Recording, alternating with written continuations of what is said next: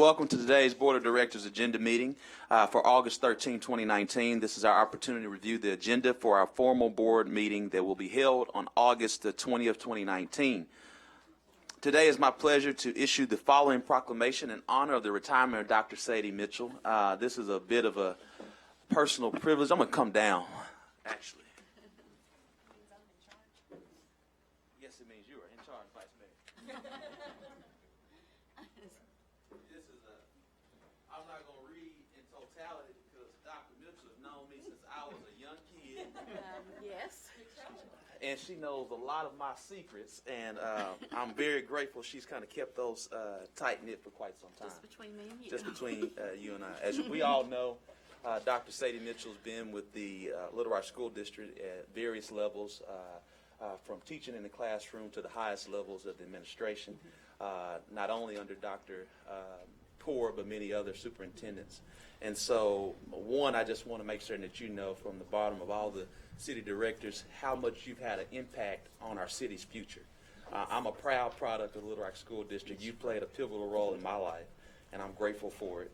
And I know how many other children that you played a pivotal role for and helped grow up to be now young leaders across this entire nation. That you've done that. And so we want to make certain that you know from the city of Little Rock how much we appreciate you.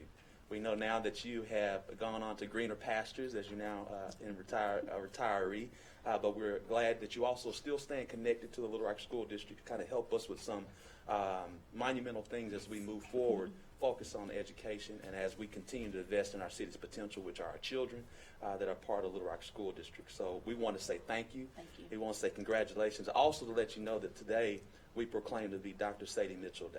Yay. Thank you.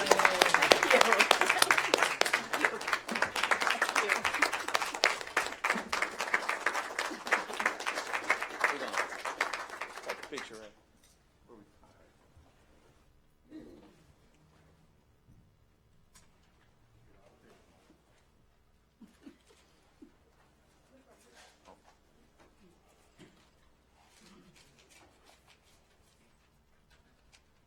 We're going to, before you get a chance to talk, I'm going to put him on the spot. Okay. Dr. Ford needs to talk. Then you can visit, and I'm sure some city directors may want to say some great things because we know how much of impact you've had with them as well. Thank you. Thank you, Mayor, and thank you. I want to thank all of you in the city to honoring Dr. Mitchell like this. We have actually got to honor her over the last 2 months in a couple different ways, and it's been tough not to get emotional when you have someone that has invested over 39 years of her life into education. Many of you know that none other than Hillary Clinton and Bill Clinton and their daughter Chelsea, they share the passion for reading, and the foundations for being able to be a good reader for Chelsea came from Dr. Sadie Mitchell. But there are thousands of young people that could say that, some who weren't taught by her, but were led by her because of her work as a deputy superintendent in this district.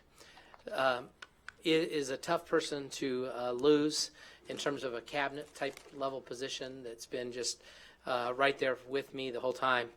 But I can tell you that, as the mayor said, we have some plans for her. We are going to continue to use her talent. But I think it's so awesome that Mayor, you organized this, and you as city directors welcomed this. And I can't think of a finer person to have honored than Dr. Sadie Mitchell. And it's so perfect to have it on the first day of school in the Little Rock school system, because we all think about kids at this time, and we think about, the excitement of coming to school. And that's what this lady has done for decades to help generate that excitement for staff and students and parents. And so thank you so much for letting me even be a part of the recognition for Dr. Mitchell. So appreciate it. Thank you so much. Dr. Mitchell? Thank you so much. Mayor Frank Scott, it seems so strange saying mayor, but I enjoy it every time I see him, because I've known him since he was a little toddler, and Blake too. Where are you? That and Ken too. Those are all my little kids. May not look like it, but they are. And I just want to say thank you to all of you for honoring me today, and for just taking a minute out from your time to say thank you.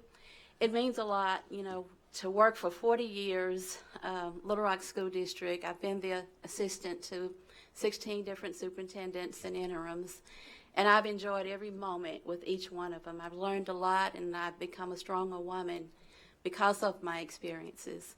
And I want to say that today has been bittersweet for me because I'm usually up early and at work and trying to make sure buses are running and things are going well. And I kind of felt a little sad this morning when I got up, but had my cup of coffee and I quickly got over it.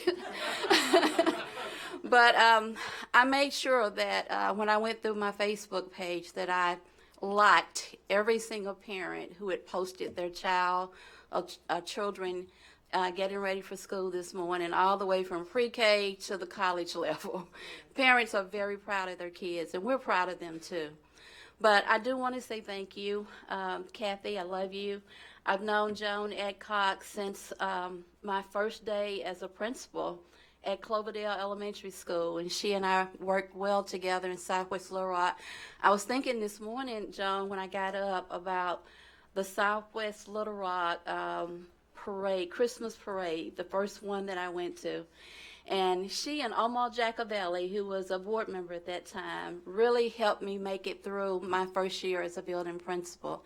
And I moved quickly up the ranks, but I've always had an opportunity to work with you, and I appreciate and admire you so much.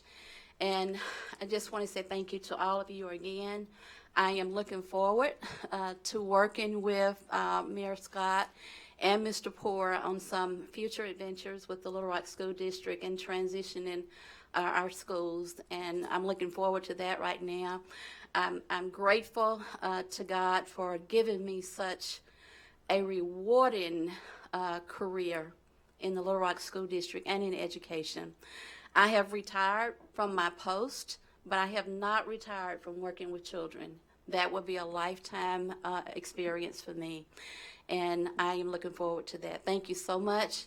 And one other thing I wanted to say, one of the things that I always enjoyed about working with the city board, and many of you may remember this, when the Little Rock School District and the city board, we had joint meetings together.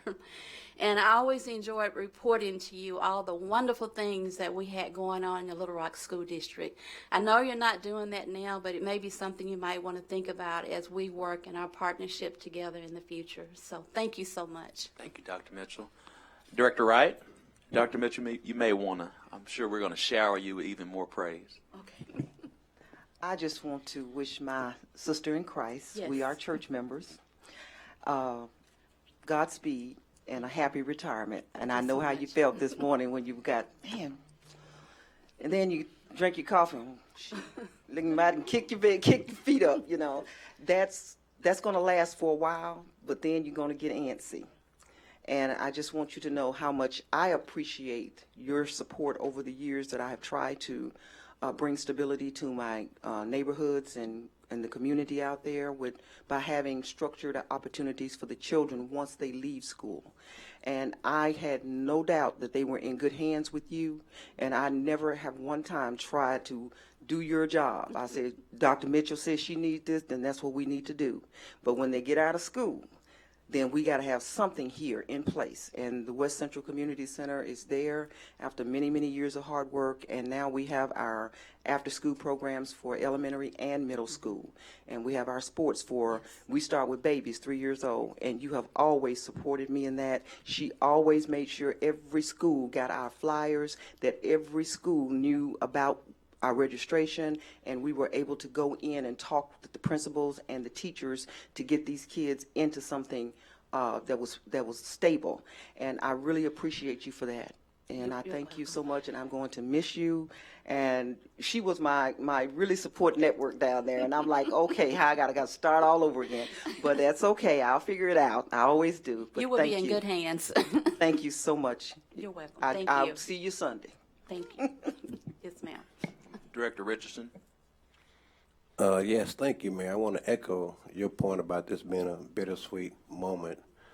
Although I may be too old to make this claim, Dr. Mitchell has been like another mother to me, and Brother Mitchell has been like a father to me, and of course Tiffany has been like a baby sister I think Tiffany went to school with Brother Blake and my twin sisters at Central High.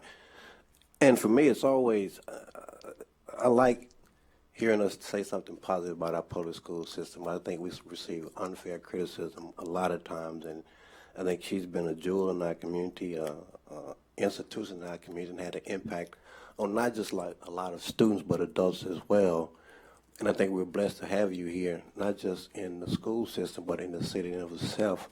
I think you've been a real benefit to a lot of us, even those you hadn't had contact with. I think by word of mouth, people knowing a lot and watch how you carry yourself and how you interact with others. And it's really, really wonderful for us to have had you in this community. And I'm glad you made reference to the joint school board meetings. We don't have those anymore. I think the last one we had, Mr. Manager, I requested one back in 2007 to look at replicating the model that Denver Mayor John Hickenlooper we utilize for after-school and out-of-school programs, and I think now he's moved on to be governor. And I learned about that program in the National League of Cities, and I wanted us to try to replicate it here because they were using some of these buildings, vacant buildings, for after-school activities, and it really had research-based effectiveness in the community and the lives of the young people. So tell my sister Tiffany I say hello, and Brother Parsons, good to see you as well. And it is a bittersweet moment, but thank you for all you've done for the community, you've done for me and my family. Thank you. Director Joan Adcock. Yes, we have a history, but I want to continue our history. We are doing the Neighborhood USA conference that we did in 1996 and 2010, and it's coming back up next year, and I need some help. Okay. And I also need help with another real interesting project. About 15 years ago, someone gave $10,000 a year for 10 years for scholarships for students in the Little Rock School District. And that list has set, we've got lots of the young people who never claimed their scholarships. And I need some help with somebody connecting with the school district to go in and find those kids, and let's surprise them that they have $1,000. And some of them now, the scholarship with the interest has gotten up to about $2,000. So we need to find those children. They all went to Guyer Springs Elementary School in the 5th grade. And so I need you to come help me find these young people, and let's surprise them with scholarships. I will do so that. there's lots of projects for you. Don't think you're going to get bored sitting at home. Because I don't think with all this board up here and with the school district that each one of us are not going to have you a whole list, and you can just sit there and pick out what you want to do. Remember, the Bible never teaches us to retire. Yes. So we just move from one job to another job. But as you do that and everything, you're a special lady, and there'll be so many people wanting your help in doing so many things. Thank you so much. Your time is not up yet. Thank you. Don't make me cry, okay? Yeah, don't make me cry either. Again, we just want to continue to share your well-deserved honor, recognition, and praise for what you've done and continue to do for the future of our city. And so thank you so much, and congratulations, and we continue to look forward to working with you in the future. Thank you. On some new and innovative things. I'm so happy to see the little fellas who would run up and down my staircase in charge All right, now. we're talking a little too much now. Thank you so much. Thank you. And Dr. Poor, it goes without saying again, we do know in the Little Rock School District, we started school today, and we want to make certain that you know that the city of Little Rock, we enjoy a strong relationship. It continues to strengthen, and we know it will get even stronger over the next few days, minutes, years, and we want to wish you, along with all the educators, with our students, a safe, productive, and blessed year. So, thank you. And I love you, Dr. Mitchell, and Brother Mitchell as well. Good to see you guys. All right, we will continue on. Next week, we will hear from Charles Frazier, Brock Region Metro CEO, as he's going to give us an update regarding that great organization. We have one item to add to our agenda, and that's item M1, which is an ordinance to grant a franchise for the use of the city right-of-way. Is there a motion? So move. There's a motion and a second to add item M1. All those in favor, please say aye. Aye. All those opposed, please say nay. Motion passes to add item M1. We can now proceed with the review of the proposed agenda. Board members, are there any questions regarding items 1 through 10? Director Adcock. And item number 7 and 10. What's your question? Okay, on item number 2, I'd like to have a presentation by the staff. And on item number 7, I would like more information of what city parks are going to be in this $250,000 and what is our match and where is it coming from.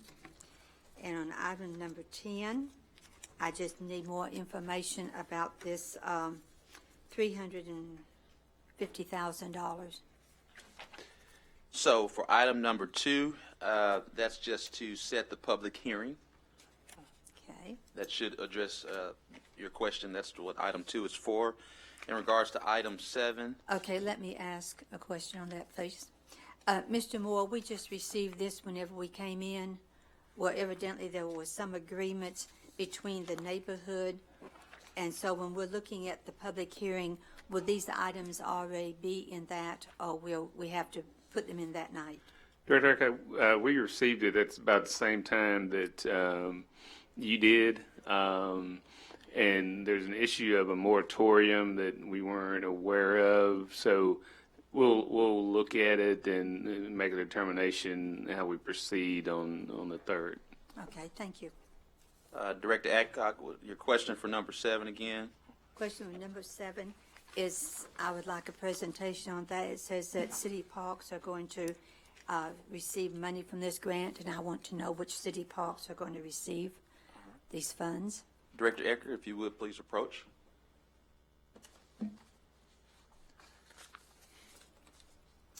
Good afternoon, Mayor, Vice Mayor, members of the board. This is a outdoor recreation grant through the Department of Arkansas Department of Parks and Tourism, and it's a matching grant. So there's 3 components to this grant. 2 components would be playground replacements at Wakefield and Birchwood Parks, and the 3rd component would be work to be done at Junior Deputy baseball complex. Junior Deputy organization has committed the matching funds for that portion of that project, which would be about $150,000, and the remainder is $200,000 project, $100,000 per each playground, and the parks will be providing that through the 3/8 cent capital. Okay, so what's the 3rd part? Two playgrounds are 2 components, and the 3rd part is the Junior Deputy project. Okay, so none of this money will be used by the Hyman or the War Memorial? No, ma'am. Okay. And on the Junior Deputy is not owned by the city, correct? It is owned by the city. It is owned by the city? Yes, ma'am. And so why are we asking them to provide the match if it's a city park? They have a lease with us, and they are managing that facility. They have the liability of managing the facility and for maintenance and upgrades. So they approached us to partner on putting in an application, and they've committed those funds to do that. Okay, thank you. Thank you, Mr. Eckert. And for item number 10, Mr. Bruce, would you like to share that, or I can, whichever one, doesn't matter. Mayor, members of the board, as you know, this board, a board a few years ago approved an agreement with the Arkansas Arts Center that said that our annual maintenance agreement would be $700,000. In the budget for 2020, we budgeted $350,000. This just takes care of that commitment that we've made on an annual basis. So this is not an addition to our annual contract. This just meets the requirements of the annual contract 2019. of 2019. You said 2020, is it 2019? I'm sorry if I said 2020, 2019. Okay, so this is just fulfilling what we've already had in our budget, Correct. no new funds. Well, let me, so when we passed the 2019 budget last December, we only had in the line item for the Arts Center $350,000, knowing that we were going to have to come back in 2019 and fulfill the rest of the requirement. Okay, thank you. All right. I think those are just all your questions, Director Adcock. Director Hendricks. Thank you. Number 3, Mr. Moore, can you explain to me about this lot at 2319 South Broadway? Sure, Mr. Turner or Mr. Howard?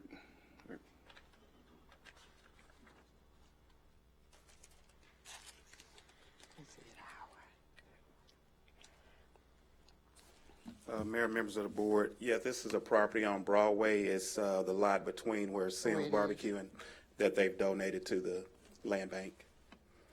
Okay. I thought that land bank already is just inundated with lots, so I'll keep an eye on it because I noticed some real differences as to where properties are going that was once with land bank. So I'll keep my eyes on 2309 Broadway. It's in my neighborhood, okay? Yes, ma'am. Thank you. Director Webb. Thank you, Mr. Mayor. I have a question. I don't remember how long ago it was, 6 weeks, 8 weeks, however many weeks ago, we had a tree ordinance on here, and Director Compuris had some questions about it. We took the ordinance off. Director Compuris met with folks from the neighborhood association. They worked on the issues. I know that he discussed the issues with Tom. I believe the ordinance has been revised. It was Director Compuris's hope and goal, and told the neighborhood association that it would be on here tonight to deal with next week. And I told the neighborhood that, and they're here. It's not on here. And so I have a question of how do we get this done as expeditiously as possible? Mr. Moore, Mayor, members of the board, I believe we all, or I received a copy of it at 12:13 today from Mr. Carpenter. I don't believe, and again, this is something that I think our staff was very supportive of and worked very closely with. At this point, I'm fine. Let me just say this. One, our planning staff has not been able to review it. Secondly, the applicant is the neighborhood association, and I would like something officially from them. I believe I assume they've received it. But that's sort of where we are just from a staff standpoint. I understand there's been an agreement.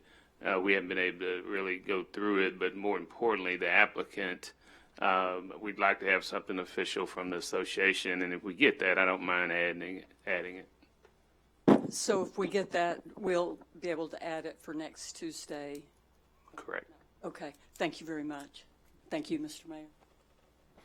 Director Richardson. Thank you, Mr. Mayor. So, Bruce, we won't have to vote to add that. We'll be able to just add it administratively without a vote up here. That's correct. Well, let me. So it'll be a modification because you don't have it. Right. So right. you would have to vote to add it, but I would be requesting that it be added. Okay, thank you. There was other part of it, I think that some people had questions about. I think there were some implications or things you had to do if you added a certain size addition to your structure, that had some implications, if I'm not correct.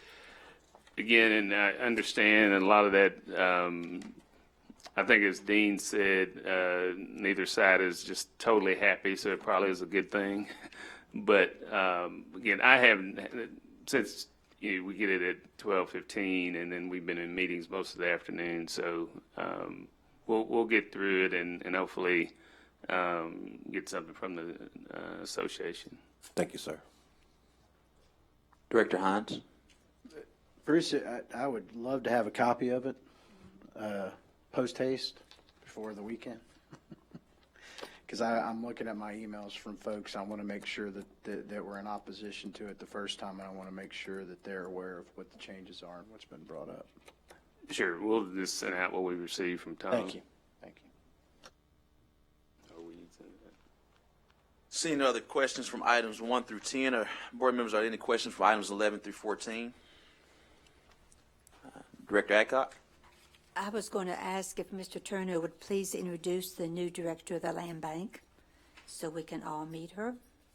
Sure. Can we first get through, we'll need to first get through item 11 through 14. Well, it was on item 3 when Director Hendricks asked. I was trying to get her so they can go ahead and leave if they want to. So, We'll get through the agenda. thank you. And I have a question on item 13. All right. Director Collins?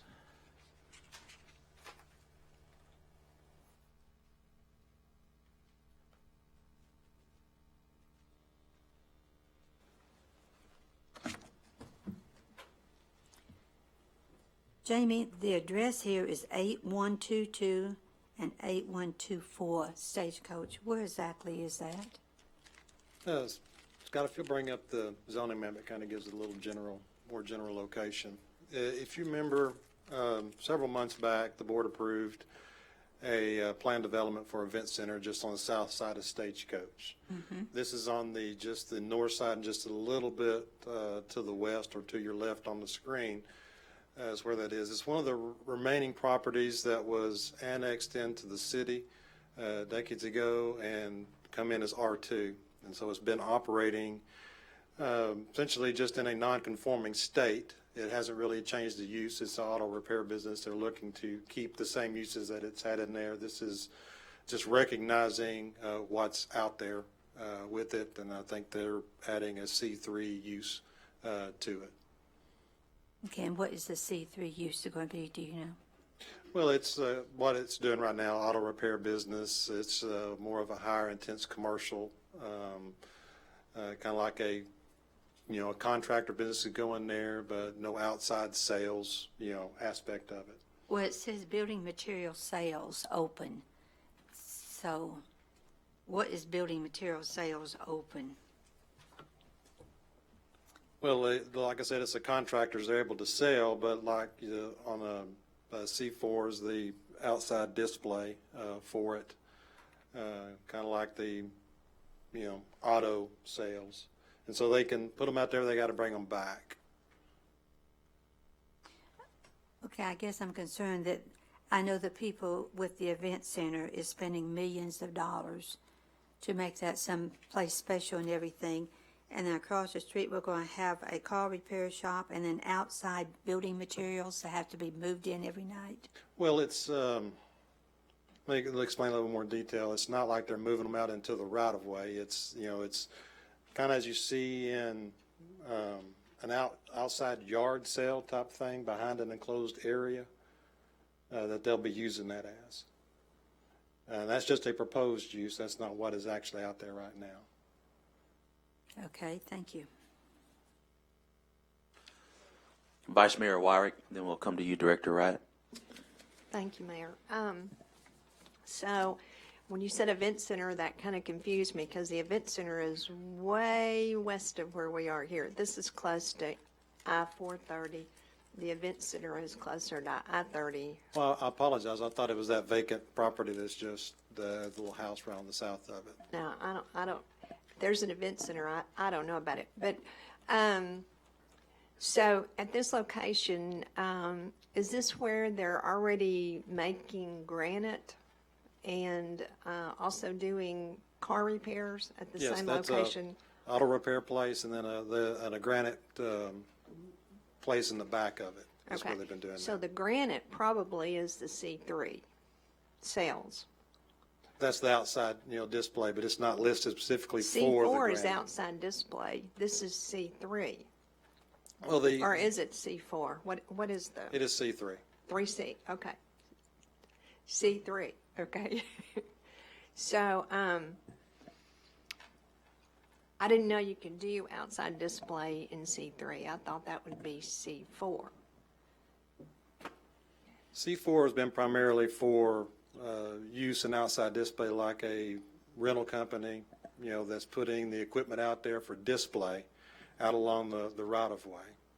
But as I'm trying to explain is if it's like building material sales, like that's inside a fenced enclosed area, it is outside, but they're not moving it out there to the right-of-way section adjacent to for the passersby at the right-of-way to see. You and I talked about this a few months ago before it went to the Planning Commission. And are they going to make any changes to this location in regards to aesthetically, plants, fencing, any of that kind of stuff that would make this location look a little better?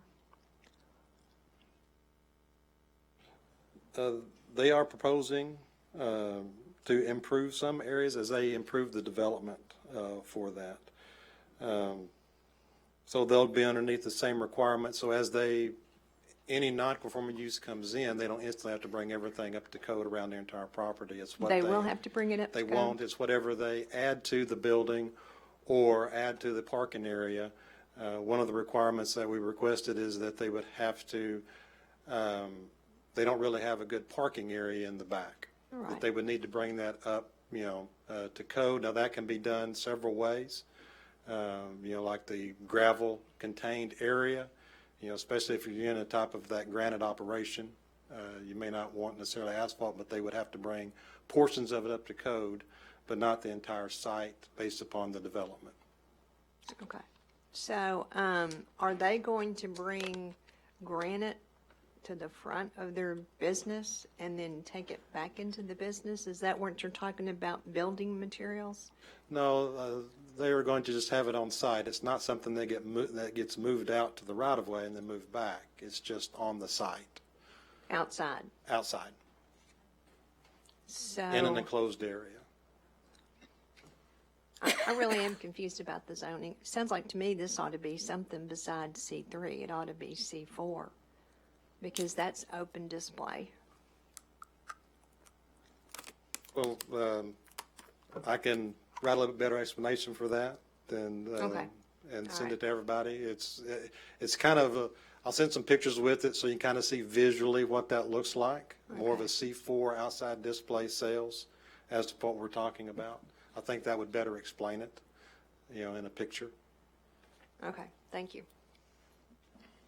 Seeing no other questions for items 11 through 14, are there any questions for items 15 through 16?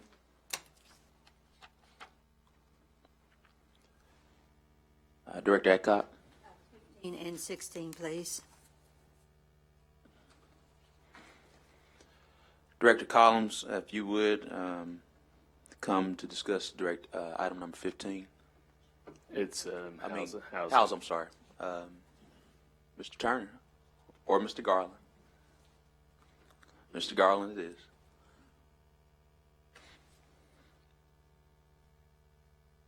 is. Mayor, members of the board, Director Adcock. I wanted to look at the pictures here. Okay.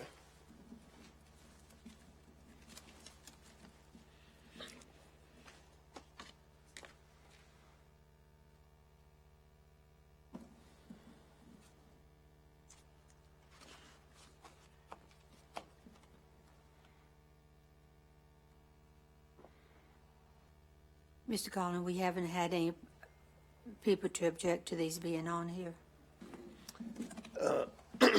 Excuse me, Director Adcock, we do expect the owner of 8910 Sunset Lane to be at the board meeting next week.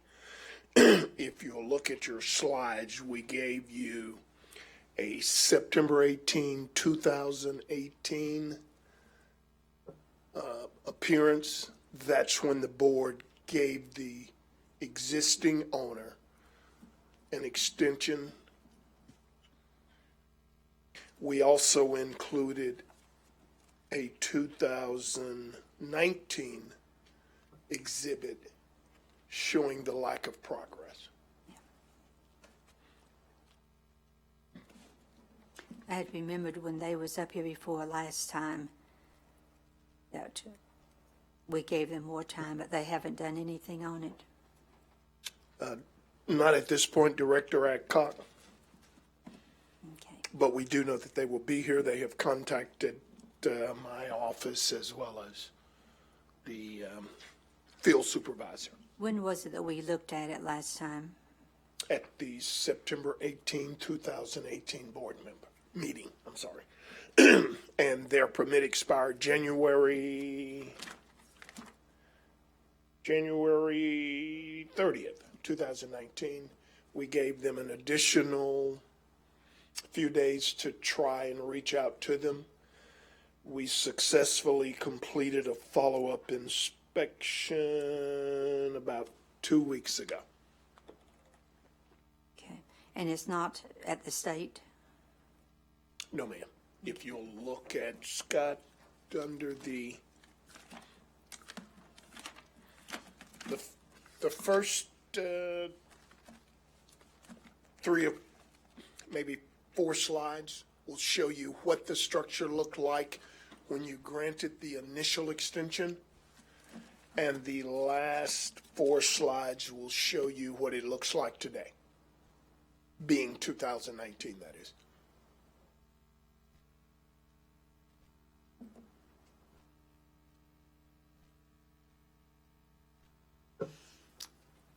Okay, thank you.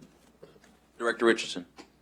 Yes, thank you, Mayor. Mr. Garland, since the lion's share of these condemnation and demolitions occur in wards 1 and 2, I think I sent Mr. Turner an email today about a vacant structure. What criteria does a safe and unsafe and vacant structure have to meet before it gets to us for demolition? Is it the length of time or the condition of the home? I've had numerous people reach out to me about homes that they've inherited or bought from parents or other relatives, and they've been declared vacant and unsafe, and it's been that way for a number of years. So what's the criteria that needs to be met before they get to the demolition list? Usually the priority or the top priority is going to be the existing condition, of the structure. So it's the condition, not the length of time. Well, Mr. Mayor, one of the things that I hope we will be able to do, since the lion's share of them are happening in wards 1 and 2, is figure out a way to get these and utilize unemployed or underemployed young people to help redevelop them so that some of our parts of our community is not looking like war zones. Because I think if you look at, then we have Chief Bewley here tonight, I think if you look at pinpointing and mapping the criminal activity, you see them in close proximity to a lot of these homes that we talk about up here every month or so. And when I did some research on the foreclosure resolution, there was some research that suggested a certain increase in vacant buildings. You can correlate that, equate that to a certain increase in criminal activity. So we see a lot of crime in these areas where we have a lot of these vacant structures. I think some of them, they use them as trap houses. I think that's the phrase, Chief Bewley, that's used in the community. So I think we need to figure out a way to move beyond just condemnation and demolition. I don't equate that with progress or improving neighborhoods when you have them that typically look like war zones, disproportionate number of vacant lots, disproportionate number of boarded up homes, and just not aesthetically very pleasing or productive to young people who are growing up, marginalized youth, children, and families who are growing up in those areas. So I hope at some point in time, Mr. Turner, and Mayor, and Bruce, and Mr. Garland will figure out a way to develop a more proactive way of dealing with this rather than being reactive to it. Let's play chess instead of checkers. Totally agree with you. That's something that we plan to discuss as we prepare our upcoming budget. Thank you, sir. Thank you, Mr. Gardner. Thank you. Director Hendricks. Thank you. I don't want to be nice like Director Richardson. I usually call a spade a spade. You're not going to find this, I call it, I don't know what you want to call it, but you can see it. You would not see this north of 630. I've been on this board for 12 years, begging, pleading. This board, we can talk about trees, we can talk about, you name it. But when it comes to what needs to be done citywide, let's say south of 630, and I'm talking about housing, why should these things be in the black community? I'm going to call it what it is. You are not going to go on the other side of 630 and see nothing like this in 3, 4, 5. I'm not afraid to say what I feel. We just need to do something about it. And Mr. Moore and Tom know that for years and months I've been asking for, if it's an old ordinance, do away with it. Do something that's going to, where we can live and we don't have to wake up in the morning to look at stuff like this. This is, again, a low-down shame that these properties have been standing here all this time. Yes, ma'am. Thank you. Thank you for those comments, and as shared with Director Richardson, as well as with you, that we will do our best to address this during our 2020 budget as a serious priority for the city of Little Rock, which will have to come with a comprehensive plan. Post haste, as Director Hines would say. Moving forward, any questions for item number 16? Director Adcock. I'd like a presentation on it, please. And I'd also like to hear from our police department on it too, please. Assistant Chief Bewley, I know you were not prepared for this particular, but being the highest ranking member of the Little Rock Police Department at this point in time, if you would. Yes, Mayor, Vice Mayor, Bruce, members of the board. I would be very uncomfortable, I think, to speak much on this. I think we've had some pretty lengthy conversations from our previous police chief, which was Chief Buckner, and then again with Director Richardson, myself, Chief Finks, and Chief Humphrey. And I think we talked through some things, and to a certain degree, might have hung up on some wording to make it known, make it public, that it is the Little Rock Police Department considers the misdemeanor use of marijuana as a lower priority offense for us. But from the standpoint of the chief's stance on the actual ordinance, I'm not sure what his stance is, and I'm a little uncomfortable to stand up here and speak for our chief, even though he's out of town now and I'm currently serving as the acting chief at this time. Thank you so much. And I would like to request that the chief be present next week to discuss this. Yes, I'll discuss that with him. Thank you. Mr. Moore? Mayor, just so we can just clarify, this wasn't a staff-driven ordinance, and this was from Director Richardson. So I think if there's any presentation, it would come from him. I think obviously the police department will have the stats and all, but I just wanted to clarify that. Then I would like to hear Director Richardson's comments on If he so chooses, because as a matter of how it's on the board, it's up for vote next week, because he's, as Mr. Moore shared, he issued the ordinance. So he does not have to speak unless he chooses to speak. Director Richardson. Yes, thank you, Mayor. Just very briefly, it's the same ordinance that we voted on last year. I would just like to say briefly that since we defeated ours up here, that approach has been adopted by a number of other municipalities. I think New York City Mayor has had done administrative directive. I think the new police chief in Jacksonville, when he came in, that was one of the first things he had done as administrative directive. In Oklahoma City, they've done the same thing. Ideally, it would be an administrative directive, with the exception of Fayetteville, would utilize a ballot initiative to address this. Ideally, that would come from the police department. But what I've heard consistently from our previous chief and our current chief is that's our approach. That is our approach. So I don't know if that's codified, that's written in policy. I don't know as approach of policy. I mean, I don't know if we have a daily use of force approach or a daily use of force policy. So I think to my desire and wishes, I would like for us to have something beyond that's our approach. We already utilize that as an approach. So I'll be willing to talk more next week so we can get out of here. Thank you so much, Director Richardson. Seeing no other questions for item number 16, we'll now have an update from Director John Honeywell on our solid waste discussion, as well as our consultant.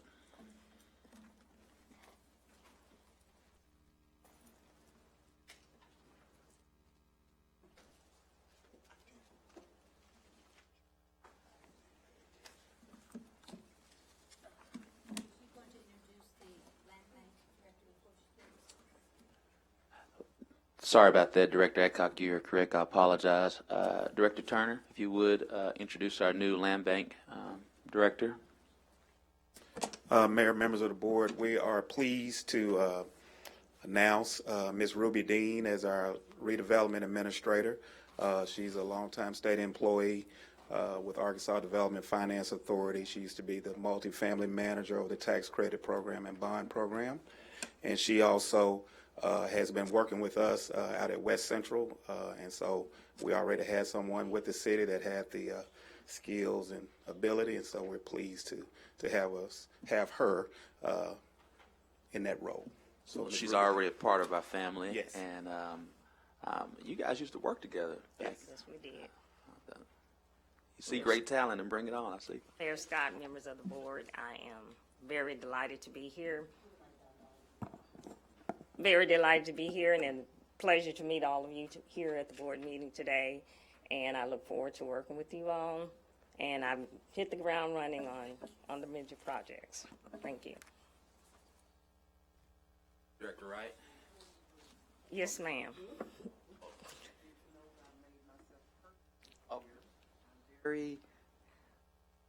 I'm really at a loss because Ruby was the jewel that I had been waiting for. It like almost fell out of the sky, and now all of a sudden I feel like a part of my extension over here, my right hand, has been taken away. And I know she's going to do an excellent job where she is. She has a level of excellence that we need. And I'm glad you landed on your feet. I'm just so sorry you had to leave me. I'm still with the city. Yeah, but that's not helping me. Thank you. Ruby stayed on top of everything. She's very organized. She's very meticulous. She kept things moving, and she kept people informed, and that's what we needed. And I wish you well, and hopefully I can work with the land bank to get some of my properties developed. But as you know, if you build a house out there, it's going to sell, so not too much is going to be donated to the land bank. That's right. But anyway, good to see you again, huh? Okay, thank you. Director Hendricks, Ms. Ruby, you may want to stay. When I Yes, walked ma'am. in this evening, she was back there in the back, and I kept trying to wonder who in the world is this woman, but now I know. Welcome. Okay, thank you. Congratulations again. Thank you. Director Honeywell.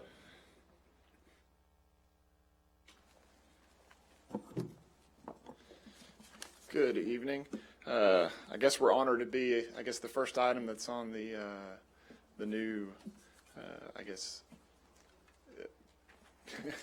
but anyway, after that, for the last couple of years, the Public Works Department has been looking at our current solid waste rate structure and the cost of our services. Late last year, we started the process of going out and hiring a consultant to help us do a study on the cost of providing our solid waste services, and then also developing a proposed rate design study that we can use in formulating our proposed new rate that we would like to have for our solid waste department. During that process of selecting a firm, we chose Burns McDonnell. They're a nationwide firm that has a lot of experience in this type of work. And tonight we have Seth Cunningham, who is the project manager on this project and was extremely instrumental in putting this report together. He's going to give a presentation to you all tonight that outlines what that study has come up with and what we are proposing. And then after that, we'll open it up for questions that any of you all might have, and we'll take it from there. Thank you. And again, thank you, Seth. And again, we'll have the presentation, then kind of keep it in order. Presentation, then follow up with questions. Yep. All right, Mr. Mayor, Vice Mayor, and members of the board, thank you for listening to our presentation tonight. As Mr. Honeywell mentioned, this is the summary of analysis and project that we've gone through and worked collaboratively with the city. And I'll go through our analysis and the results, and then and obviously open it up with questions. Next slide, Warren. I'll be communicating with Warren there in the back to advance my slides. So this just provides an overview of the overall methodology we utilized.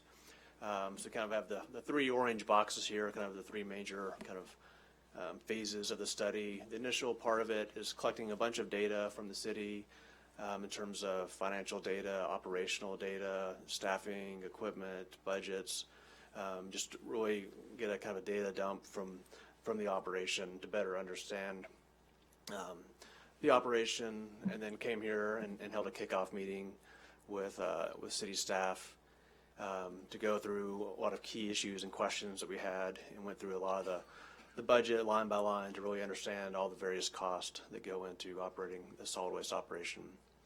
And from that point forward, we developed what we call a test year, and we used the 2019 fiscal year budget as the basis for that test year, and make adjustments to that, and I'll talk about some of those adjustments here in a moment.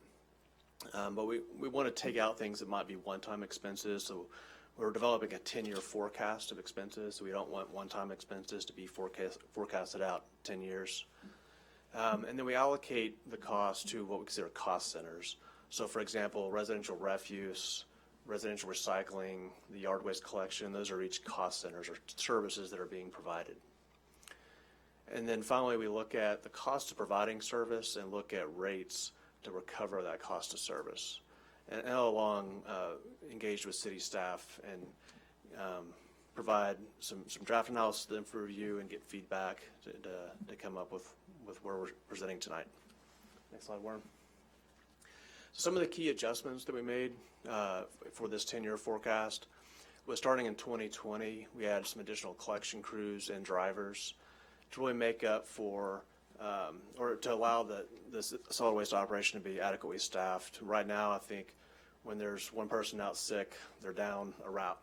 They don't really have enough staff to do their job on a day in and day out basis. And so in 2020, we accounted for adding some staff in the vehicles along with those staff.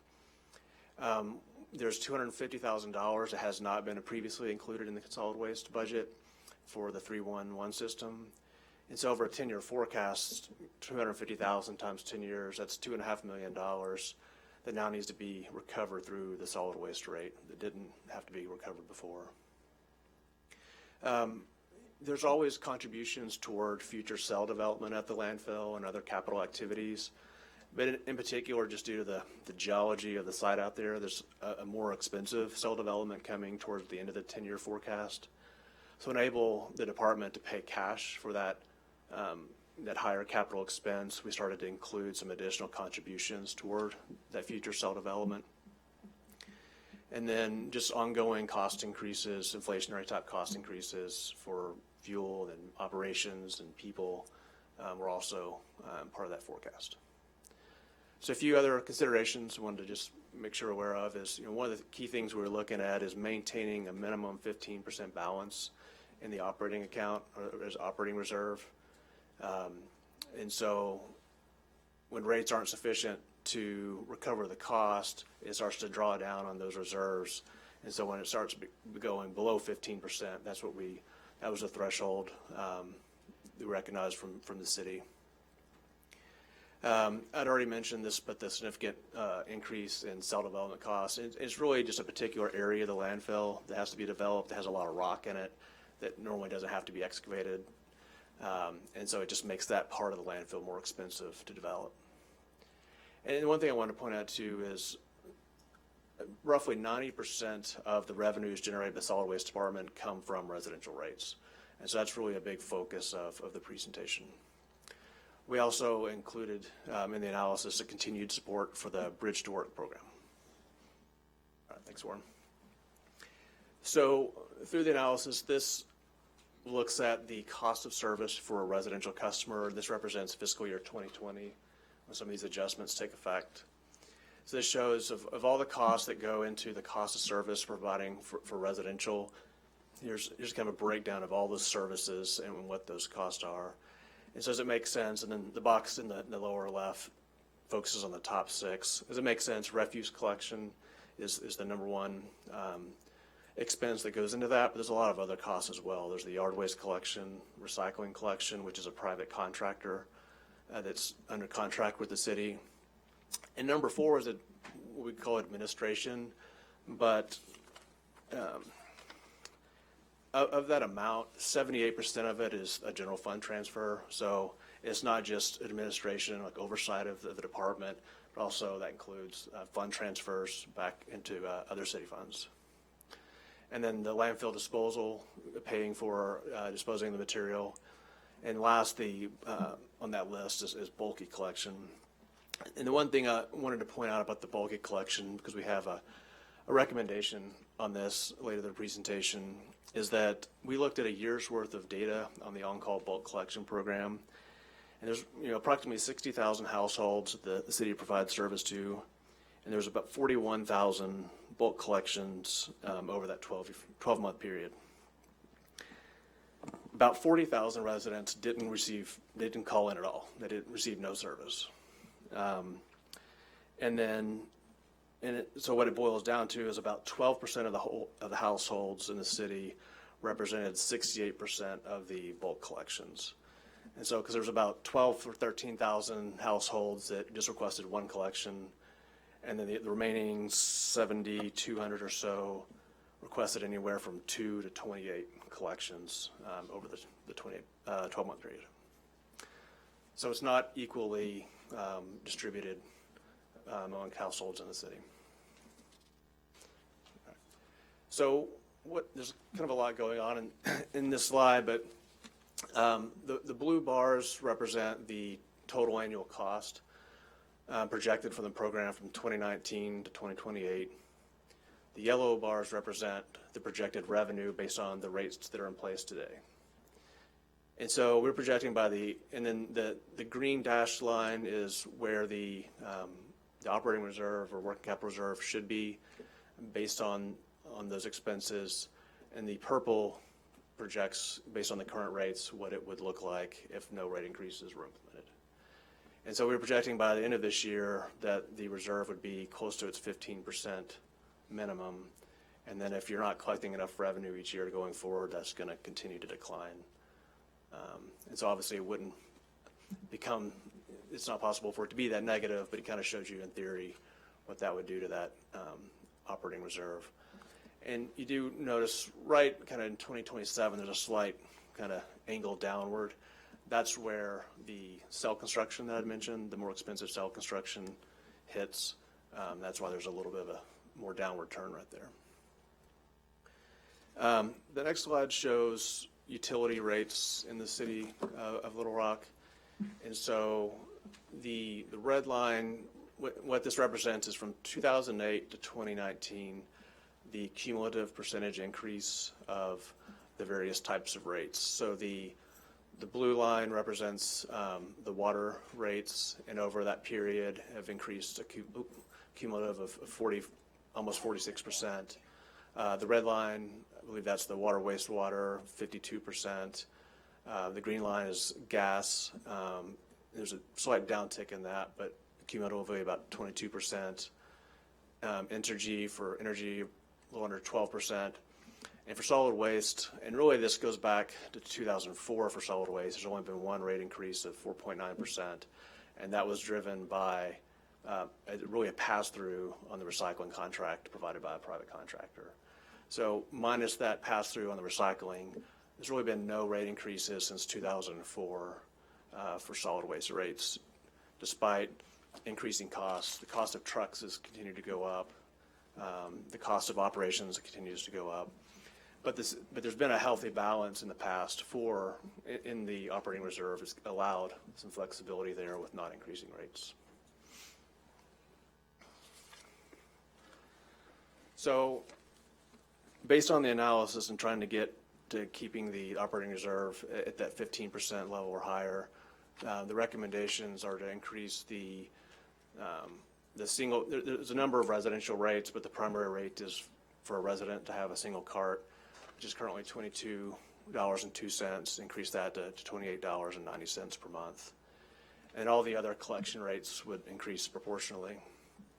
And then this is where I was coming back to the bulk collection service, is providing one free bulk collection service per household per year for free, included in the rate. And if additional service is needed, having that available for a fee. And proposed at $25 per collection up to 2 cubic yards, and then $10 for each additional cubic yard. And what I was saying earlier is that would address the needs of, based on 12 months of data, would cover the needs of 88% of households in the city, the one free collection. That covers people either requested it 0 times or 1 time. And then the $25 per collection is a really affordable alternative for those who need more. And then the next 3 focus on the landfill and composting. The Class 1, the typical waste that you put out the curb for residents. Class 1 landfill from $30 to $33 per ton. Class 4, which is the construction and demolition aspect of the landfill, inert materials, building materials, from $25 to $27.50 per ton, and then compost from $30 to $33 per ton. And so this is similar to the other graph we show, but now you see that the rate increases would be effective January 1, 2020, or that's what's recommended. And so you still see an under recovery in 2019, but then from 2020 until roughly 2026, the revenue would exceed the revenue requirement. And what that's doing is, again, that purple line is now, you're building up a reserve greater than that 15%, but then there's a sharp downtick there in 2027 for that more expensive cell construction. I think there's a cell construction going on currently, and correct me if I say the wrong number, anybody, but I believe it's about a $4 million project, whereas the one out in that time frame is closer to like a $10 million project.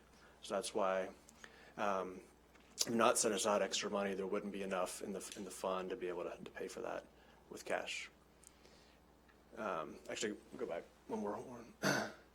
And so this shows that, you'd be over recovering for a few years, and then towards the end, 2027, 2028, you'd be starting to under recover, and that fund would start back down. And so this is projecting what we know of today in terms of known cost, but things that come along that just no one can really predict, or the recycling contract changes, the current contract expires April 2021. If there's any significant change in that, that would require a revisit of the rates, or at least see if the rates proposed would be adequate.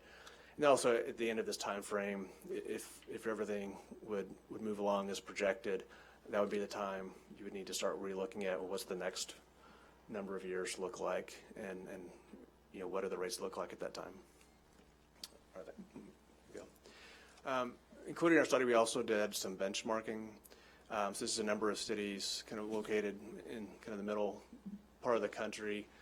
And we show Little Rock both current and proposed on the first 2 lines, and a number of the cities.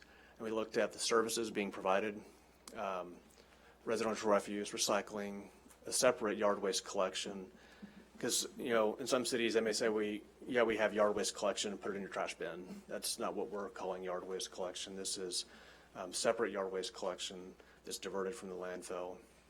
The bulk collection and the neighborhood drop-off. So the solid green circle means it's included in the base rate.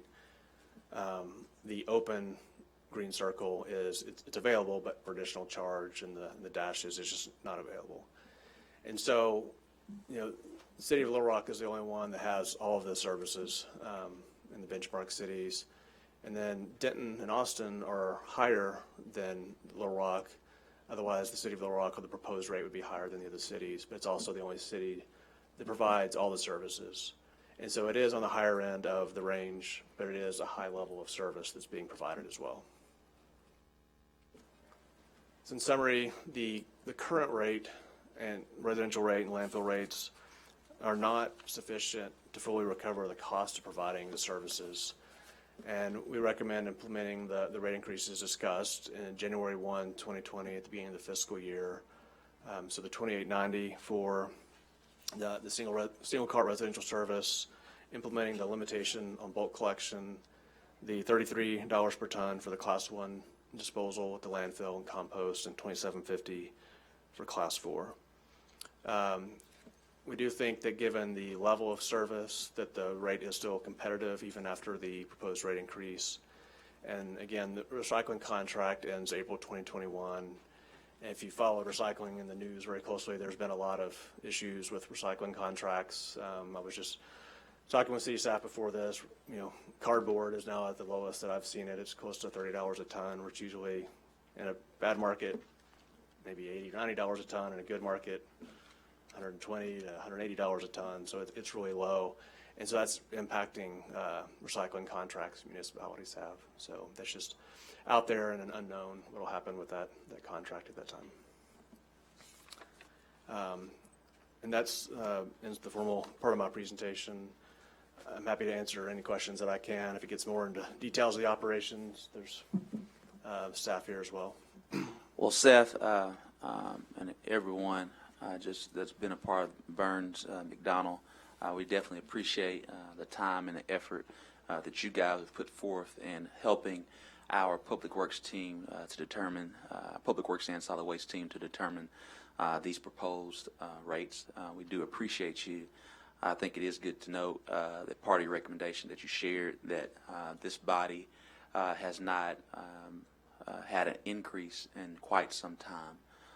As we know, with anything, services do render a cost to the city as we move forward. Before we move, just from a historical standpoint, Mr. Moore, would you like to make any comments before I ask questions?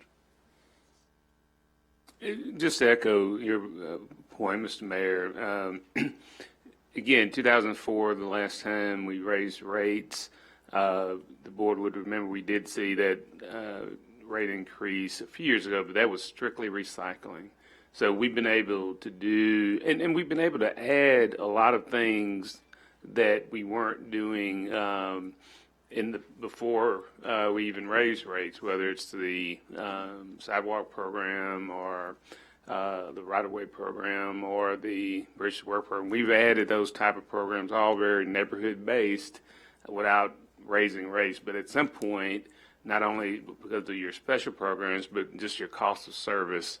And I think we should be very proud as an organization that we haven't raised rates since 2014, or excuse me, 2004. But again, when you look at everything we've added, and plus just the additional cost or additional expense that we're facing, I think obviously is a very viable recommendation. Thank you so much, Mr. Moore. Mr. Honeywell, would you like to make a comment at all? All right. That being said, Director Wright. Thank you, Mayor. I echo Mr. Moore's. I wasn't here in 2004, but I know we talked about the fact that we hadn't had to raise solid waste. But I do have a couple of questions regarding some things that I would like us to do, Mayor. The disproportionate use of the bulky pickup. As Mr. Honeywell can tell you, we get a lot of complaints from the neighborhood about people putting bulky items out there, and they're sitting there for weeks and weeks and weeks.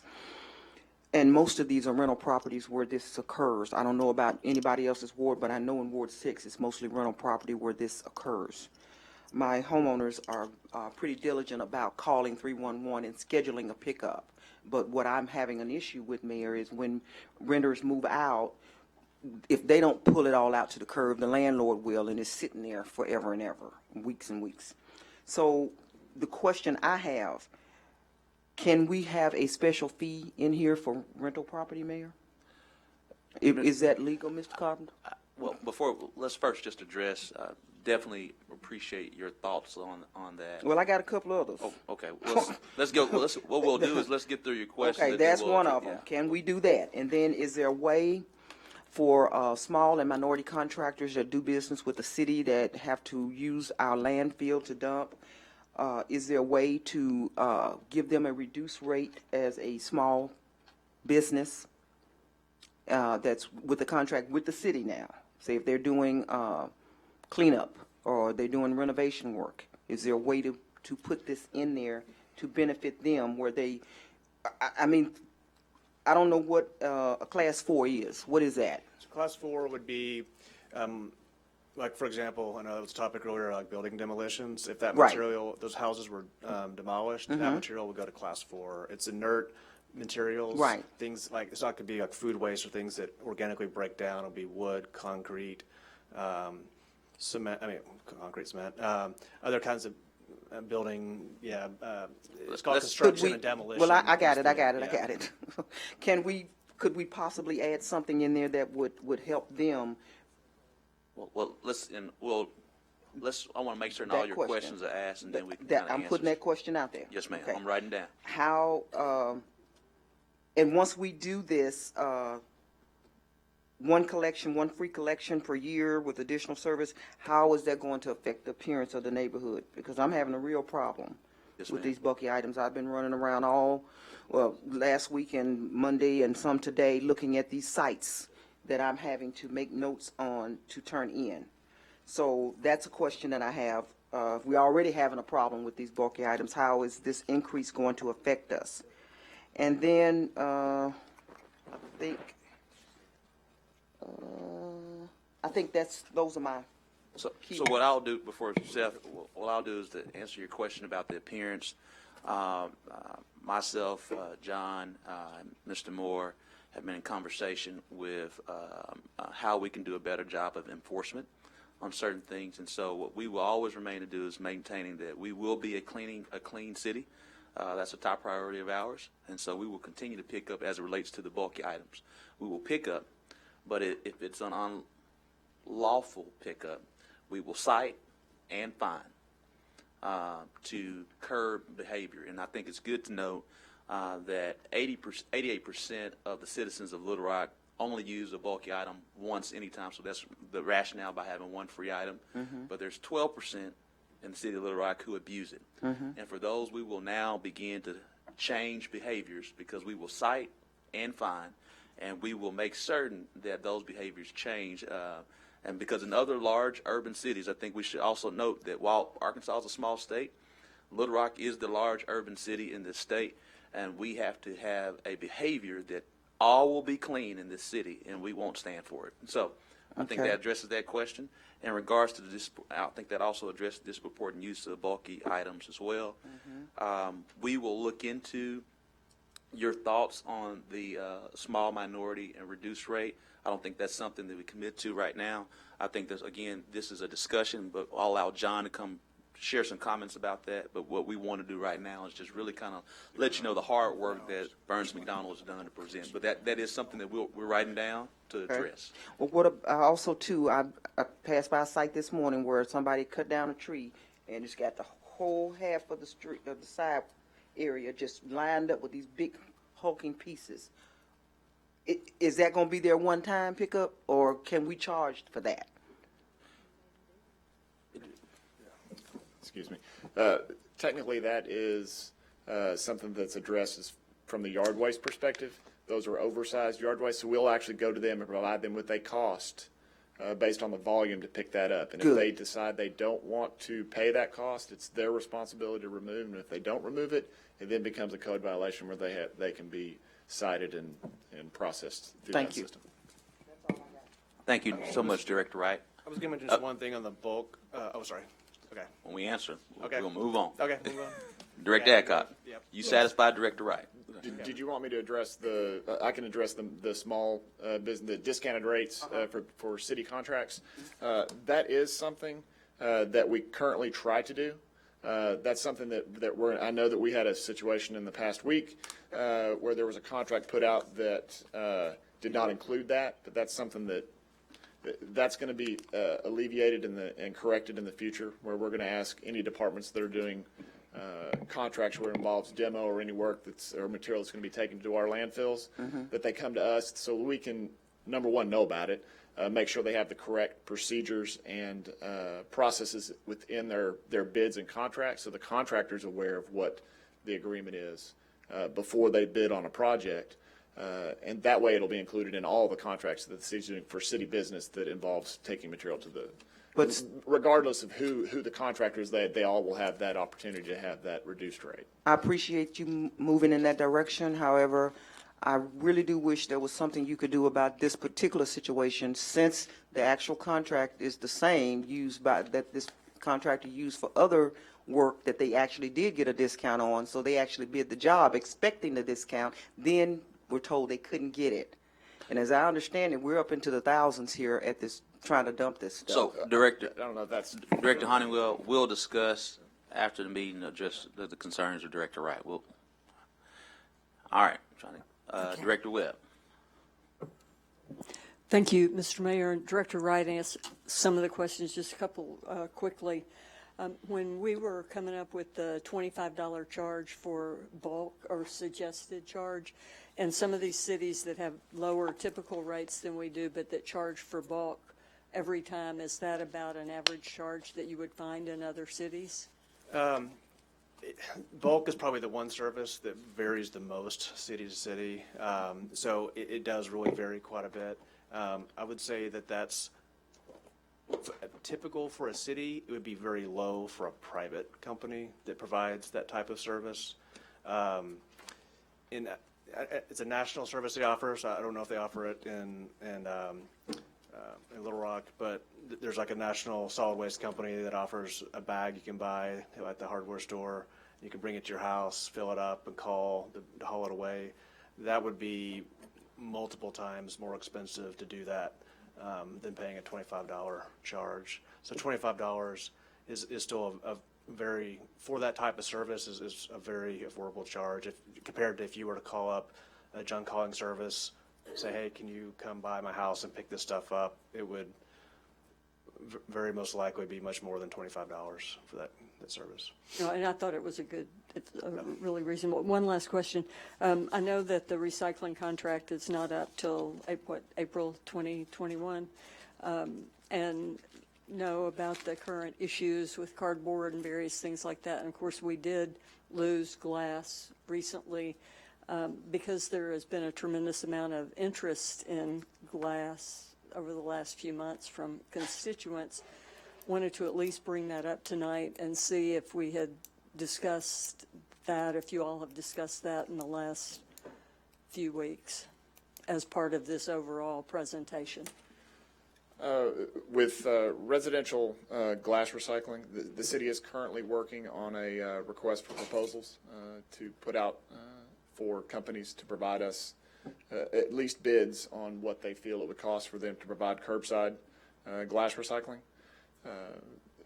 I think everybody knows there are some options out there that are private. It's not mandatory, or the cost is not mandatory to residents of the city. But we are working on at least getting some proposals in. Whether or not we can afford or choose to do that will remain to be seen. But we are working on getting that out so we can at least get those costs. Thank you very much. That's all, Mr. Mayor. Thank you, Director Webb. Director Adcock. Yes. When I think of bulk, I think of washers, dryers, refrigerators. But then I see here it's cubic yards. So is the trees and yard waste included in this one item per year? Do you mean the $25 fee? Yes. No, trees, yard waste is separate from bulky items. So it's the large trees, we treat that separately from bulky or on-call items. Okay, so this bulk on page 6, that talks about refrigerators, couches, and that type of thing. Okay, and it says you can have one a year.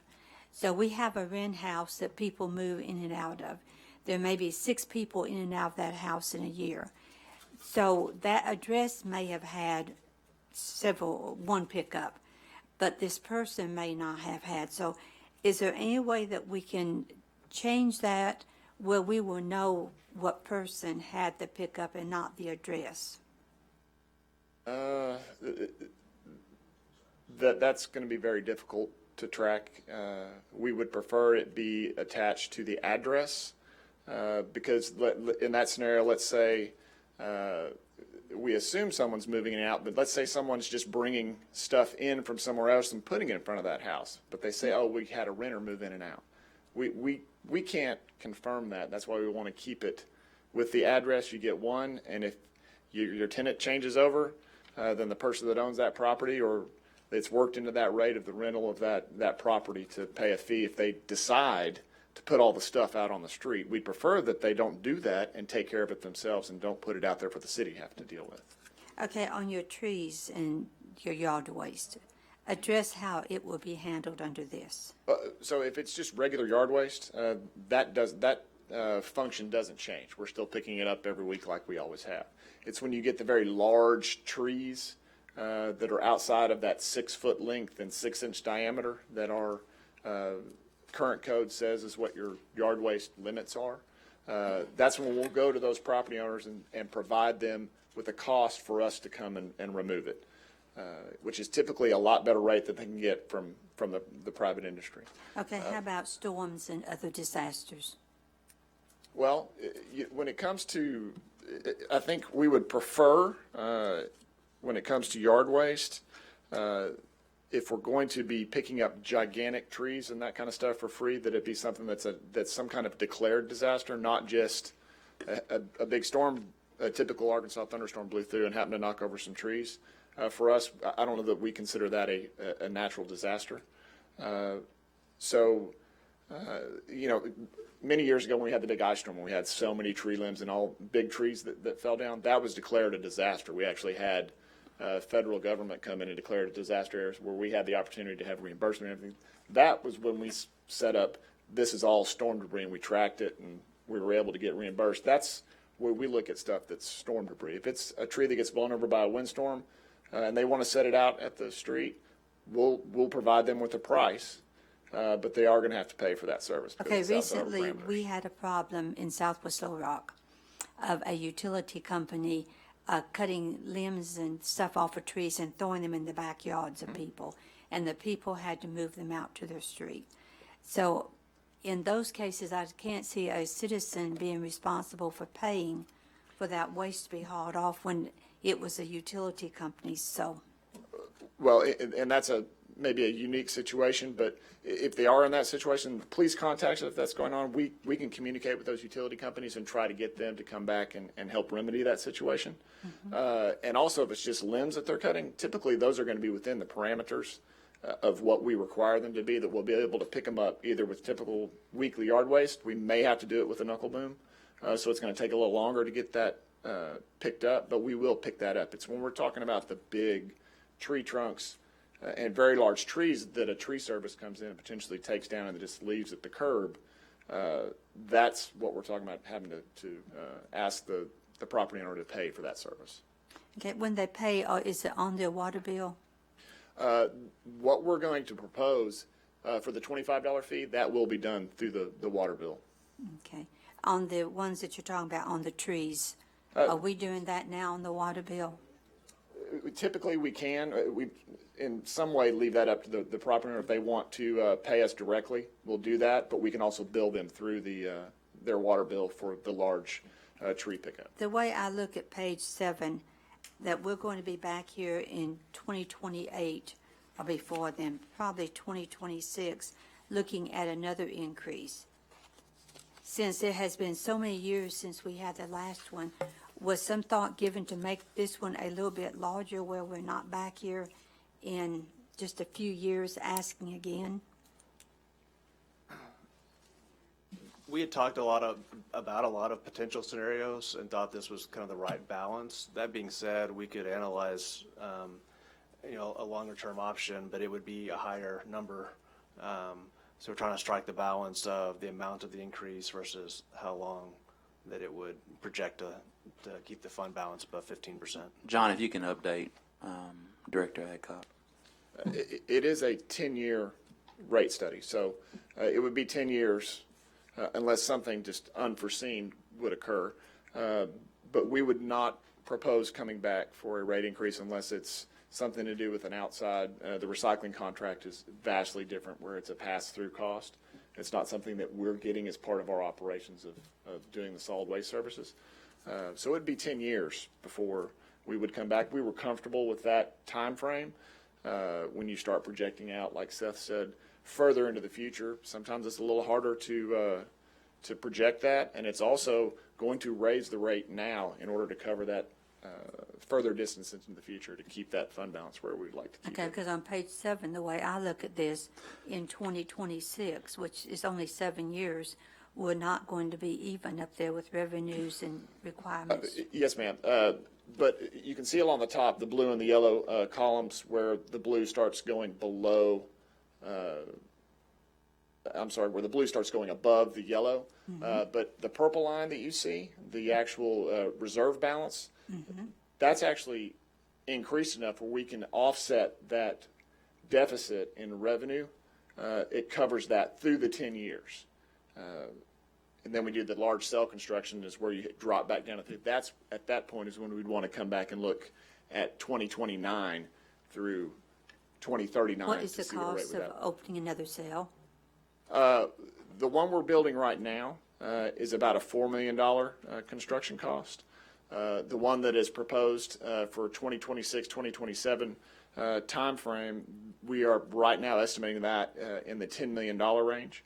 That's due to where it is in our landfill and the construction difficulties that are going to come with developing that cell. With the material that's in that cell, it's going to be more difficult to dig out. So it's going to be more costly to develop it. That's why you have that big drop in the purple line. It's taking all that money we've stored up to pay for that. Will we have enough money stored up to pay for it at that time? Yes, ma'am. That's the whole idea behind this rate is to build that cash reserve to be able to have that cash on hand to be able to pay for that development. Do we have the cash on hand now to pay for the $4 million one we have coming up?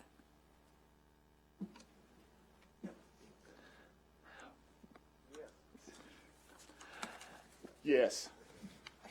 We are building that reserve. Director Adcock, we want to carry on with more questions. A lot of this, you have more questions in regards to the overall study. I know we're getting into No, a I little. think I would rather seeing a little bit larger increase and to put us on a more solid foundation. Okay, thank you. Thank you.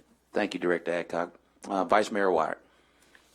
Most of the questions that I would have had have been asked by Director Wright and Adcock, other than one, which is the $250,000 per year for 311 system funding. Are you going to get some more functionality from 311 in order to help with the pickups, or is that just additional dollars to support the 311 system? What we're talking, we are actually working with some new innovation when it comes to scheduling and having the ability with some new technology in our trucks that are doing a lot of the bulky item and yard waste or knuckle boom type collections, where they'll actually have iPad type pieces of equipment in the truck that help them locate, take pictures. There's a lot of stuff that we're innovating to make that a better system. Yeah. This funding is really us helping, since we're the largest by far, Public Works is the largest, and Solid Waste is the largest user of the 311 system as far as the number of requests is concerned. This is us helping with the actual funding of that whole 311 program system because it helps us do our job. Yeah, it seemed like to me there needed to be some more functionality with 311 in order to help you, so I didn't know if this was what that was for or not. The other question that I had is in regards to the storm damage that we seem to incur quite often. We had big storms last year, and then we had storms this year. And I'd felt for a few years that you were not adequately staffed and also didn't have the resources in regards to garbage trucks, your big claws, you know, those things that you needed. So with the projections that you have here, do you have any idea how many more individuals you're going to need and how many vehicles? And Certainly. I Or at think least you I have like 15 to 20 of the claws. What do you call those? It's called a knuckle boom. Knuckle beam. Okay. All right. We currently Knuckle have boom. five of those trucks. Yeah, the claw. We typically have 5 of those pieces of equipment now, and Which is not enough. I mean, I'm still seeing debris on the streets Yes, that ma'am. you can't pick up because you don't have the claw available. And directors, I really want to help us to really kind of stay on task because we're really getting into a lot of the individual details of the Public Works Department and keep us on task with the solid rate study that will inevitably be a significant policy decision because our citizens will incur new costs. And if at all possible, if we can kind of keep those questions at that level. I still would like to know what you're thinking about in the way of personnel and equipment, Sure. if you have any idea. Over the last 2 to 3 years, Right. regardless of this rate study, this rate increase or proposed rate increase, we have hired 16 new employees, from supervisors, inspectors, 2 full yard waste crews, which is a total of 6 people, 2 on-call crews, which is another 6 people, and then an equipment operator 3, which is someone that drives a knuckle boom type vehicle. That's what we've already put into the system. That this rate study will now help offset the cost for. But also as part of this rate study or cost of service study, we're proposing 15 more people. And that is another inspector. That's 4 more equipment operators. That helps us, Seth said it earlier, where we have a shortage when someone's sick, on vacation, anything like that. Our drivers, we don't have enough drivers to cover routes when people are out. So that Right. gives us that cushion to keep all our routes covered with employees. We've got 7 equipment operators of a lower level, which drive rear loader trucks and that kind of stuff. 3 more refuse collectors. And then we have a list of equipment that we're going to propose, from pickup trucks to rear loaders to garbage trucks. Moving on. Or knuckle booms, are you going to add 1. one?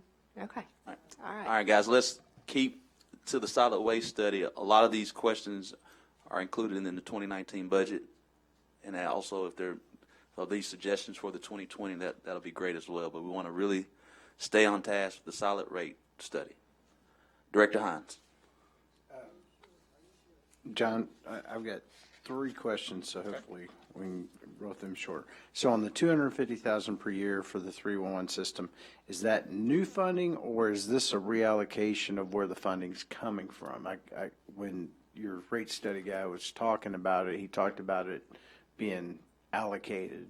So is that someplace where it was coming out of a different budget, or is this new funding for? This would be funding that, it's not something we're paying, we're paying a smaller amount now out of solid waste towards. Because I think it was lumped in with our 911 comms, right? So Bruce, is that what we're doing? We're actually getting the costs where they belong? Correct. Is that what we're doing? Okay, that's all I needed clarity on. So that's, since you guys use the 311 system more than anybody, that's where Yes, we're going to sir. allocate the cost to the enterprise. Right. All right, that's all I need to know on that.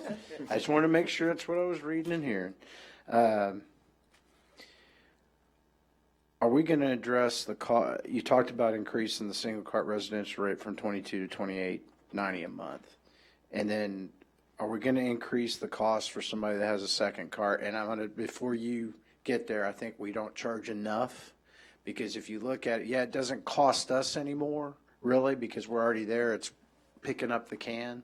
But you're talking about somebody that's producing twice as much waste as his neighbor, and it fills up our landfills. So are we addressing that? What's the cost going to be for the pickup on the second cart? That small sub bullet of increased other collection rates proportionally. It's all the various rates. There's a laundry list of various rates. Okay. But the most prevalent one is that single family 2202. Right, but I mean, is it It would be 7? that 31.2% increase that we're proposed, the Same 22 percentage increase. It would Okay, be for all right. $7, it would go to it's like $9, whatever. Okay, that here's what I'll 31% tell you on is. that. That's not enough. It should probably double.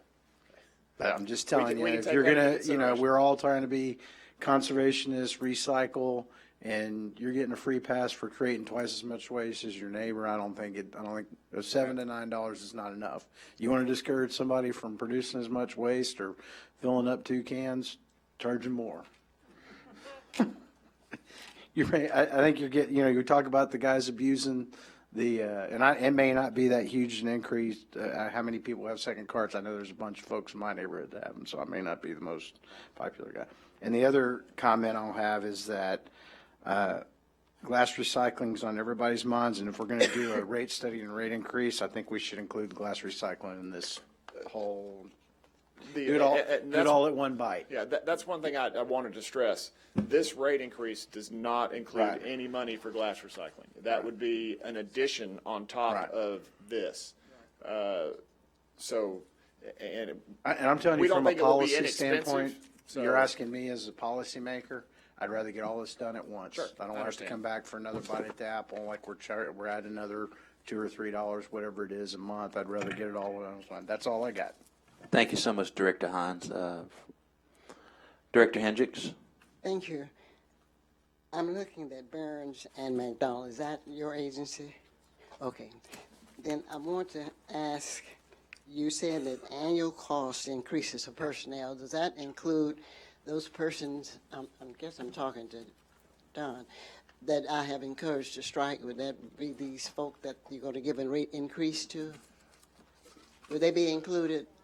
well, that's every employee of solid waste is included in that. Yes, ma'am. But the lowest on the totem pole were those fellows that on those trucks. Yes, ma'am. So their salaries will be increased. Director Hendricks, we were very deliberate in increasing the salaries of the solid waste employees, and that's built into this process. What we want to do is to get those employees, as we strive to do as best as possible, to what one would discuss as a living wage. And so many of them will get close to $15 an hour. So close to it. Thank you. May not all be there. We thought this board would be happy with that, along with our employees. All right. Director Peck. I'll be so fast. Yay, repeat offenders of bulky items. I think that's a great idea. 2 glass. So, yes, I'm on Lance's team if we could just do it all in one fell swoop. But people remember, ACE is picking up glass. It's $10 a month for residences. It's $40 a month for businesses. If y'all can bring your glass here. Oh, I shouldn't say that. I'll take it to Trios and dump it. But ACE is picking it up, but I'd rather do it all at once. We get these rash of emails. I know you all do several times a week. If we want curbside glass recycling. So. Well, taking that, I'm looking at a lot of heads nodding from you, Director Peck, Director Hines, and others. And so what I would ask, John, if you would just increase the timing on the RFQ so we can figure out what the cost would be. I'll be happy to do what I can to move that along as quickly as possible. Thank you. Director Wright. Mayor, what are our next steps here? Because this is my Yes. chief complaint in my community, in my neighborhoods, is this. So the next steps, to address that, the next step is, one, we wanted to present this to the board to have as many Q&A as possible. The next step, at a particular point in time, we would then bring it for the board for action. Myself, John, Sarah, and Bruce will all visit from a financial standpoint. I think we do need to at least figure out what the costs could be as it relates to glass recycle. I do understand the rationale, but I know that may not necessarily be a unanimous thought process on it, because clearly that's going to be an increase, and because it's separated out of our current recycling plan. And so if we're talking about $28, I'm throwing out a number here. Don't know this to be the number. It could be another additional $10. Now we're talking about. Just to add one thing that the board, I want the board to, I know you understand, but one of the reasons our recycling costs are as low as they are is because it's a regional approach. And there were some cities that were balking, even going back with waste management this last time on recycling. So that because this would more than likely be a Little Rock only, it's in the double figures more than likely, especially when it's only Little Rock. So I just wanted to point And that's out a the great difference. example, because we don't get that economies of scale from that standpoint, because we'll be only. So we are talking about a substantial increase if that is included. But we do think, at least for the short order, and to some of the things that Director Hines and Peck have shared, the next step would be particularly is to bring this back before the board for a vote. And again, I want to stress that even if we vote to approve this dollar amount, it does not go into effect until January 1. That being said, it gives staff time to review the RFQ for the glass, and then we can make a decision. And if that decision is to accept glass to be a part of that process, to address Director Peck's and Director Hines' concern about doing it all in one fell swoop, we'll still have the opportunity to do that and add that to the bill for January 1. Director Adcock. Thank you. What residential growth did y'all add into this? There's a lot of numbers. I can't remember the exact amount, but it was, you recall, Warren, the growth numbers? I know in the next 2 or 3 years, there's about 2,500 homes expected to come. So I don't remember that as a percentage, but it was over the next handful of years, a few thousand households. Okay, did that also And then that- include more apartment complexes and mobile home parks? We increased that proportionally for the various types of services. So, we say a single family residential cart. That's We don't collect multi-housing. okay. So that, Now, we had a pilot program for one, and are we going to expand that pilot program? We have not decided, Director Adcock, on expanding pilot programs. Again, at this point in time, we do not collect mobile we homes. do not collect multifamily, and I think you might be referring to there was a recycling. Okay. The recycling is required in multifamily, but we do not collect. They are not a customer of the city, multifamily. Okay, now you've got some mobile home parks that also, are they included in the increased numbers? No, ma'am. I don't believe we collect. We have the ones that are current customers. Those would have been included as a customer in this total base. But a majority of the mobile home parks in the city are not customers of the city for solid waste. Okay, thank you. Thank you. We have now concluded our presentation. I just wanted to say a big thank you to Seth and his team for putting this together. It was a big effort on their part, and we really appreciate all the help that they've given us through this process. Thank you all. Thank you. And to, we all definitely appreciate this great firm and providing this information to us. We know it's been a long time that you've worked on it, so thank you so much on behalf of the city. Moving forward, and again, as far as next steps, again, just want to reiterate to the members of the board, the next step is to present this to the board for a vote action at the appropriate time. And while we'll continually work towards an RFQ process for glass recycling to understand a potential proposed rate to include for this board to decide and to create the consistency of going live on January 1 with one price increase. All right. That being said, I'll be very brief, but definitely will open the floor for any questions. I'm presenting the preliminary jail agreement. I think many people know, if we've kind of shared in the last couple board meetings, is that for quite some time historically, or at least we knew prior to 2018, that there was going to be a potential increase to our jail funding and our regional county relationship with other municipalities and the Blessed County Quorum Court as it relates to our daily rate per prisoner and working with our county jail. And so mayors of all the municipalities within the Pulaski County, along with senior leadership staff, have been meeting for months. And so part of that process, there was a significant discussions between the county and the respective cities. There were letters of proposals that were sent between the Pulaski County judge as well as the mayors of Pulaski County.